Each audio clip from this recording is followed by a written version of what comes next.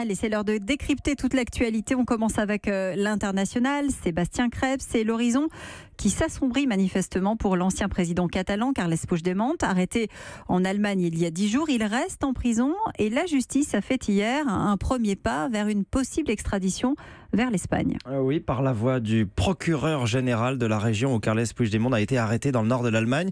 Il considère que l'ancien président catalan doit bien être remis aux autorités espagnoles.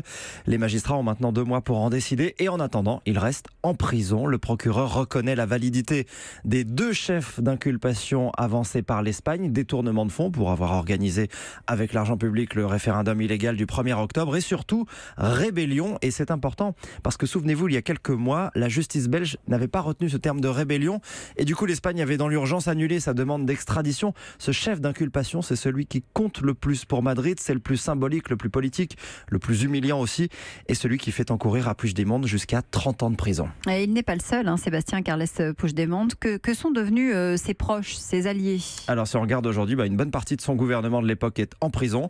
Ils sont 9 incarcérés près de Madrid. 3 autres qui avaient fui avec lui se sont rendus à la justice. Dernière en date, la ministre de l'Enseignement, elle avait refait sa vie en Écosse. Elle s'est rendue il y a quelques jours. Elle sera peut-être extradée. En tout, ils sont 13 à être poursuivis pour rébellion et d'autres le sont encore pour désobéissance.